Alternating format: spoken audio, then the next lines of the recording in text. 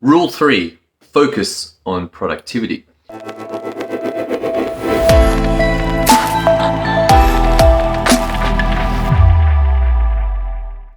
I went out to dinner with a buddy of mine and we were discussing the likely outlook economically. And he described to me the interaction over an extended period of time of why cycles happen in markets. And he described that there's a long-term debt curve, there's a short-term debt curve, and there's a productivity curve. And this actually came out of a video that he shared with me, made in, I think, like 2012, 2013, Ray Dalio. And he pointed out these three as a model for why economies go through what they do. And it's fascinating. It was super cool. Very, very good half-hour video. You can look it up. It's like a cartoon-esque version, and the finish was probably where the important parts were. And he gave rule 1, rule 2, and rule 3. And the first two had to do with not spending too much, or not increasing your debt more than your income. And there was another one. But number 3 of 3 stood out the most. And this was focus on productivity, because what was interesting was that while the overall debt curve allowed for tomorrow's production to be brought into today, that by doing that, there was always a payback that had to be made in the future. And so by going on a debt binge and borrowing money, this created the future requirement to be paid back. But because of the nature of human beings, our essential nature to jump onto a good thing and overdo things, that this essentially meant that when the payback time came, that the assets would fall in value, the money supply would fall in value, the general economy would suffer. And Ray gave this advice to focus on productivity because the net output of all of the debt and the credit cycle was to bring you back to exactly where you were on the productivity curve. And the productivity curve was very interesting. It was not a cycle. So the debt ones were all cycles, but the productivity one was pretty much a straight line. We're going to need a little bit more productivity. We're going to need that. The weird insight that I got from this, like if the apparent flat line of productivity is in fact not, but rather a exponential curve. I don't know if you know this, but in the early stages of an exponential curve, it looks very much the same as a straight line. But as it gets later, it rapidly takes off.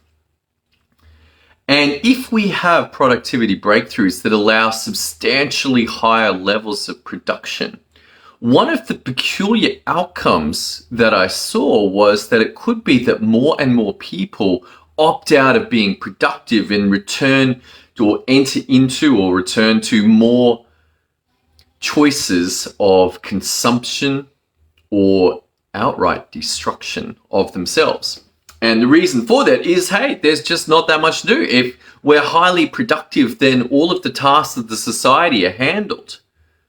And this means, unfortunately, also that those that manage productivity well will do extremely well.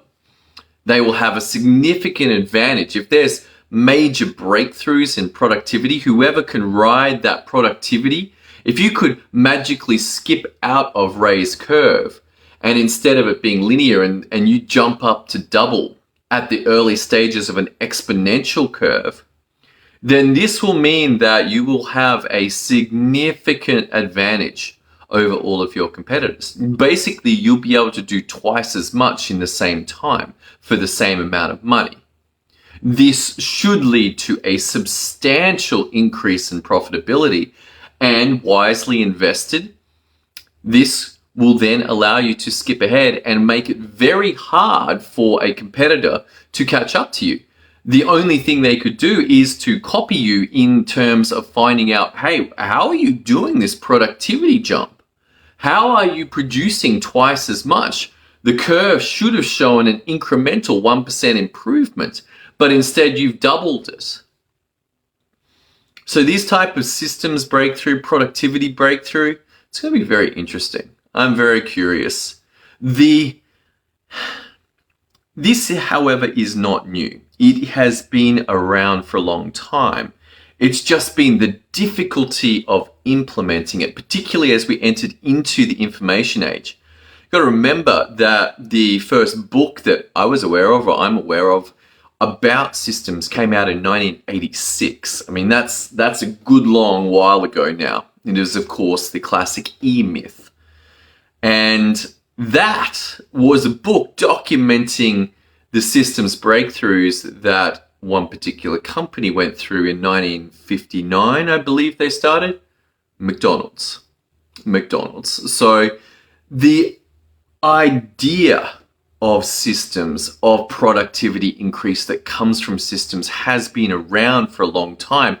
The difficulty has been in understanding how to get people to use systems. This is a seriously difficult problem because people, I'm hard to control, you're probably hard to control, we don't do as we're told, we skip things, we forget things. Getting people to use a system successfully has proven to be very, very difficult. Yes, McDonald's has shown it can be done by putting relatively unskilled people into particular work that they can learn and just keep repeating. But as we've entered into the technological age, the pace of change has been so fast that that particular model really only works in physical businesses. As you get into more tech businesses, the change, it just means you can't learn a job because it keeps changing. That what was apparent 6 months ago or 1 year ago or 3 years ago as best practice has now changed. And then the entire world got thrown a major curveball in terms of change with COVID. And we're still struggling to recover from that. But nonetheless, if an opportunity could come, this will present those that are able to, willing to go, you know what, I'm interested in doubling productivity. What do you got? This is going to present those businesses with a massive advantage. All right, that's all I got for you tonight. I'm going to go watch the rugby union. The Wallabies, I believe, are playing England. Should be interesting to see how they go. All right, that's all I got for you. Look forward to seeing you in the next episode as we continue this journey into the power of systems to create results. See you then.